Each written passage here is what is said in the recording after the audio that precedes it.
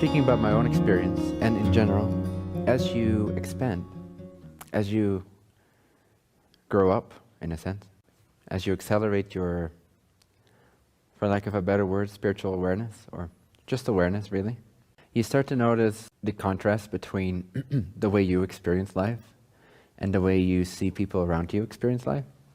That contrast just becomes a little bigger.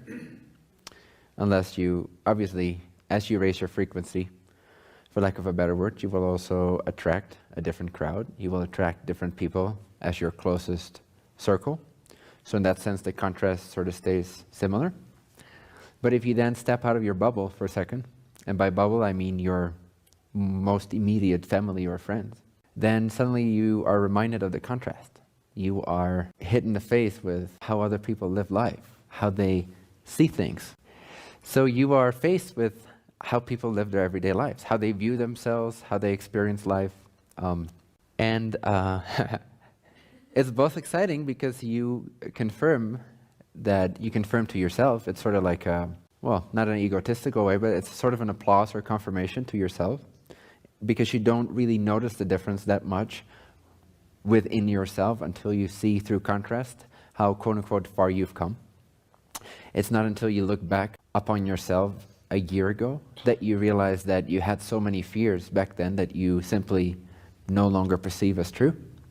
Or it is through the contrast of seeing other people and the way they live and being reminded of, hey, this is how I used to live, that you recognize, quote-unquote, where you're at. Not that it is a game of comparison, but still, every once in a while, it's enjoyable to realize that the work, the conscious, intentional work you've been doing on yourself has paid off. What I'm getting at is that, so if I go outside of my immediate bubble and I notice people's consciousness as they go about their daily lives, and I notice the contrast, so it's a little hard to explain, but what I sense is, what I feel is just the state of the energy of my life, of my understanding of myself, of my consciousness, of my environment even, the energy that makes up my environment because it's created out of my own energy. When it's then put in contrast with someone else's life and I tune into what their perspective is, when I tune into quite effortlessly and naturally how they experience life and how they experience their environment and what degree of consciousness they have about who they are and what degree of clarity and aliveness and energetic expansion that they have of who they are in that moment, one cannot help, or at least I cannot help, but feel without any sense of lack, but to feel that one would love to simply transmit how one sees life. If one could immediately gather all those years that one has accumulated of conscious awakening, acceleration, and one could transmit one's environment, one's environmental energy, one's consciousness, one's way of seeing life, and one's way of viewing oneself and feeling oneself, just to like offer that to that other person for a moment, to have them glimpse what that is like so that they at least know that there is that possibility. In other words, there's this natural desire welling up to share what it's like to be myself, to share what it's like to be me. Not me the person per se, but what it's like to be me in terms of how I see life, how I live life, what is possible. Because mechanically speaking, this is the same for everyone. The capacity is exactly the same for everyone because everyone is the universe. And the universe has only one margin. It has only one basin of capacity. It has only one range. And that is infinite. It's endless. But we all share the same capacity because we are all the same universe, ultimately. So the more you realize that, obviously, the more you realize that you are the universe and that you contain all that power, you contain all that freedom, you contain all that malleability, you contain all that consciousness, and you have access to that, then very naturally that will start to manifest itself through the vehicular expression or the individuation that you've chosen yourself to be. In other words, your I am becomes a vessel of expressing and exploring that power more fully, in a more embodied way. Does this make sense? It's just a little context still. Again, what I'm getting at is actually the thing that I notice is lacking. So if you were to ask me, you didn't, but if you were to ask me, what do you notice is different about your experience as compared to most people's experience? I would say It's not at all, it doesn't have anything to do with their capacity, with who they are, with their potential, with the power that they are, the power that they have. That is all absolutely equal. So then what is the difference? The difference is that they lack perspective. That's how I would summarize it. People have the same power to create, they have the same power to conceive, they have the same power to move through parallel realities, they have the same power to realize who they are in all kinds of different levels of consciousness, all the way up to non-duality or the one, and all the way down to simply knowing who you are as an individual expression, exploring a particular theme within this particular lifetime as an expression of your overarching soul self, so to speak, and everything in between. You have the ability, everyone has the innate same amount of capacity to realize all that, and to actualize all that, and to experience all that directly, firsthand. So then what's the difference? The difference is perspective. When I then, in contrast, in standing in the presence of someone that is, in contrast to me, lacking perspective, one could say. Of course, there is no fundamental lack, as you know, because that's my teaching, but there is, relatively speaking, a lack of perspective on the fact that there is no lack. So when I meet, or I clash in a sense, not clash, conflict, but just like meet the energetic environment of someone that is really old school, shall we say, then it becomes so powerful. I see all these differences. I see, it's like this holographic universe opening up, and I see what's going on, what's not going on, and where the differences are and stuff. And how I would summarize the difference, the sole difference, is perspective. When you accelerate, you gain perspective. Literally, that's what it is. You're gaining perspective on who you are, on what is possible. The only thing that, quote unquote, they, and to an extent you, and to an extent me, are lacking is perspective. That's the only thing that prevents us from accelerating, that prevents us from knowing how to live in this way, from making that actual, from making that a reality. And the sole cause for not having gained more than we have in terms of perspective throughout this lifetime, because that's what this lifetime is for. It's about gaining perspective. It's about growing up, literally. It's about expanding. It's about encouraging oneself to open up to further and further degrees of embodiment and realization and actualization. The sole reason why we have not gained that perspective, why most of us are in a perpetual childhood, is because we don't dare to dream big. Again, if I then have to say, well then, okay, if perspective is the difference, if I simply have more perspective, a greater, more expanded perspective or view of what is possible and who I am and what my capacity consists of and contains than most other people, then how did you get to that point? Well, I've shared this before in a different sense where I said if I have to say that there's only one thing that differentiates me from most people, it would be that of perseverance or conviction or confidence or deliberate intent in a sense.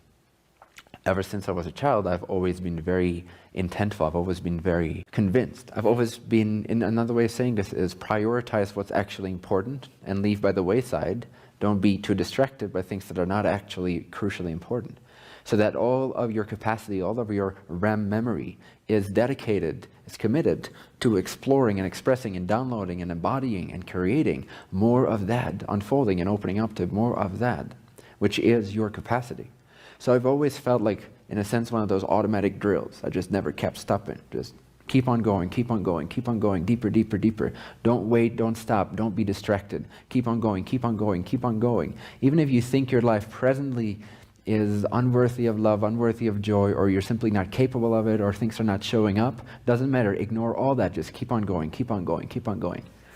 That perseverance, that dedication, that prioritization of what's most important, of what leads to actual great benefit and happiness at the expense of sometimes seemingly more transient or temporary pleasures or distractions. But simply to know that if you keep going past the superficial distractions of your own thoughts, of your own doubts, of your own, yeah, but what about this? Oh, it's going to take a long time. If at the expense of all that, you simply keep on going, you simply keep on believing in yourself, you simply keep on digging, and know that you will figure it out. Know that you will find the answers that you're looking for. Know that you are able to embody the things you wish to embody. If you maintain that clarity of focus, that clarity of commitment, you will find the answers you're looking for. You can apply this to dreaming big. So another way of sharing the same thing is that I've never been afraid to dream big. I've never allowed myself to to condense myself, to become smaller than I know that I can be. I've never allowed myself to believe in any doubts that came up. I'm not saying I was never doubtful or that I never have doubts come up, but I'm saying I won't allow myself to rest on those plateaus and take that as the final answer.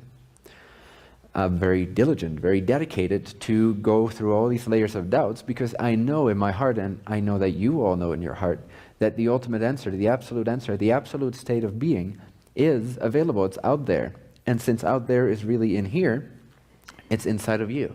It's accessible. It's available now. If you keep that intention, because intention and attention, they tune into the reality that you wish to bring into your active experience. Every state of being that ever existed, ever will exist, already does exist, and is already experienced on some level of your consciousness.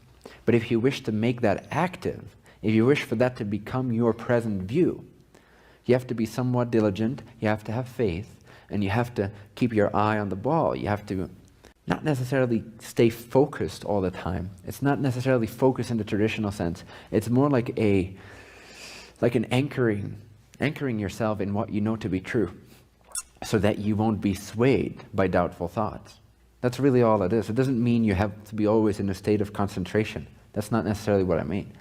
There are those periods, but what I mean is that the underlying dedication is to knowing that you will find out, knowing that you will make it manifest, knowing that if you have a dream, it will somehow come true. Doesn't matter how long it takes, doesn't matter what challenges come up, doesn't matter what seeming lack or gaps are created in between here and where you feel you genuinely want to be. You don't give up on that perspective, because then you will literally lose perspective and you'll stop growing up. So you need to maintain the perspective of that which is important to you, that which feels truer to you and more transcendently true than everything else that simply appears and disappears, appears and disappears, appears and disappears. Whether that's simply a state of self-realization, a state of self-actualization, or whether it's actually a manifest dream that you wish to actually enter into and make yours, make your experience, or all of the above simultaneously. Whatever your perspective is, you need to maintain that perspective. You need to believe more in that perspective than anything else. You need to dare to, in that sense, dream big. Because if you don't, again, you'll lose that perspective, and you won't be gaining perspective. And you'll be living a way more miserable life than you ought to be living, than you are worthy of, than you are capable of. And then before you know it, if you gain more and more perspective on what is possible for you, which only is achieved if you know that you can dream big, if you know that you can make it happen, whatever that it might be for you. It doesn't matter at all. It can be to grow bananas, but it can also be to realize oneness. It can be anything, doesn't matter. As long as something resonates for you and you keep that in your perspective, you know that you can achieve that, for lack of a better word. You can embody that. You can download that into your present view of reality. And you hold on to that. That is the process that will confirm to you that there are no obstacles, that there is no lack, that you can dream big, that you do contain the universe, that all means that you need to fulfill your desires are present. You will not confirm these things to yourself if you lose perspective, if you lose sight of what we could collectively call, or generally call, your dreams. So you have to dream big in that sense. You will not grow up. You will not gain in your spiritual awareness. And again, we can omit the word spiritual because it's a man-made concept. We can simply call it awareness. But you will not gain in your awareness, in your perspective of yourself. You will not expand your perspective, and therefore not make active that which you are capable of already right now as you're sitting and listening to me. If you don't confirm that to yourself, if you don't put it through the test and put it to the test and put it to the joy of making it physical to whatever extent that is possible or relevant for you. What do I mean by that? I mean that many of us are dreamers, but simply suppress that to a great extent to where it has become such a distant kind of every once in a while occurring dream state in the non-physical, where it's just a vague mental sense. But how many people are really clear on what it is they desire, who it is that they are, what it is that they are here to do and perform and be the embodiment of, the energy of? Not many people do. They do, but they don't know that they do, because they've overladen it with all kinds of thoughts, all kinds of perspectives that have actually lost their overall main perspective. So if you accumulate too many perspectives, you lose sight of your own perspective. So you need to maintain your own perspective at the expense of all other perspectives so that you can actually gain perspective on who you are and what you are capable of. And again, you need to put that to the test. You need to live this. You need to make the non-physical as you can get it. Because that's why you're here, you see. And that's why it's fun to be here. If you don't do that, it's not fun to be here, period. And everyone concurs, whether you know it or not. It's not fun to be here if you don't do what you came here to do, which is to bring your non-physical self into physicality, to find representations for your non-physical true self in physicality, in the physical illusion of consciousness, to the best of your ability. Now, every time you manifest a portion of yourself, because that's all that manifestation and law of attraction and living your dreams is about, it's simply about creating physical counterparts to the true self, the true you that already exists. How do you do that? You do that by staying true to the non-physical self that you are while you're being faced with the physical randomness around you. So you stay true to who you know yourself to be, non-physically. And what do I mean by non-physically? Well, anything that's not physically visible yet. But you are going to make that more and more physically visible. So ask yourself, is my environment a reflection of my true self? If your environment is kind of not very joyful, then that's a clear indication of your perspectives not actually being in alignment with your perspective. You've accumulated too many perspectives, and perspectives generate your physical reality. It generates the energy into what we call matter, which really isn't matter. It's still energy, it's still light, just in a particular pattern, collapsed onto itself until it's seemingly dense that we could call it physical, but it's still nothing but light, love light to be more exact. So, if your life is not a representation of who you know yourself to be deep down, then you must have accumulated on top of who you know yourself to be deep down several things, several ideas, beliefs that are not yours to begin with, other people's perspectives, which are neutrally offered to you so that you can pick. Even as a child, it's up to you to pick them or not. Many people don't realize this, but it is.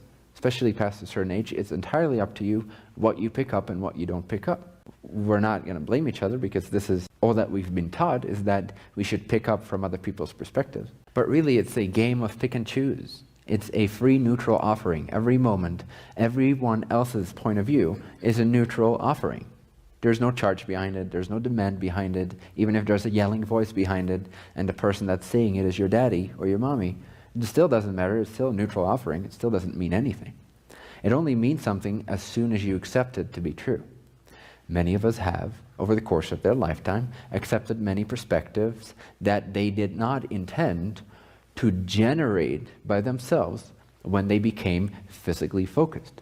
When I say physically focused, I mean, some people call it incarnation, but really more accurately speaking, incarnation is just part of the process, part of the illusion, part of the way that we communicate this to ourselves, this process of becoming physical with a portion of our consciousness. But more accurately, right now, you're physically focused. When you're dreaming at night, you're non-physically focused, even though your body is still here. So the physical body, the incarnation process is not really that relevant. What's relevant is that you understand that there is physical focus, which is only a minute portion of your overall being. And then there is the rest of yourself, which is non-physically focused all the time. Now, to channel that non-physical focus, to become a conduit, to become an empty crystalline crystal vessel for that love light of your higher self to come through and to make itself manifest, to attract the representations in the physical portion of consciousness that are a clear reflection of that true higher self energy that you actually are, is what you came here to be. It's what you came here to do. That's how you intended to play around, to have fun, actually, believe it or not. And also to be of service in many ways, both conscious and unconscious, both deliberate and seemingly random. But you came here as well to play, to learn yourself from your own play, from your own creation. And to create, you came here to create, to confirm to yourself your power in physicality. So rest assured, you will always remain non-physical. And when you die, you will become, once again, completely non-physically focused. You will merge back with those non-physical layers of your consciousness, which are already non-physically present right now, and which are not bothered by the physical illusion of separation and lack and communication and other people's perspectives. So when you die, in a sense, you will wake up into the purity, the clarity of your higher self being. So rest assured, you'll go there anyway. You don't have to worry about not wanting to be here, even though sometimes you may not want to be here. But then what is left to do, knowing that you are already mainly non-physically focused anyway as a being, as a consciousness? what to do here with the time that you have given to yourself, with this creation. Play, have fun, dream big. Because if you don't dream big, you will not gain perspective. If you won't gain perspective, you won't gain happiness. You will keep yourself small. You will keep your reality dulled down. You will not be as much of service as you otherwise would have been or could have enjoyed being. You're always being of service, whether you know it or not. But you can enjoy that process so much more if you infuse it with aliveness, with awakeness, with consciousness, with deliberate intent. So you have to bring who you truly are into physicality. You have to manifest it. You don't have to, but that's why you're here. You have to make it real on this level too, as much as you can. Because that's where the joy, that's where the play comes in.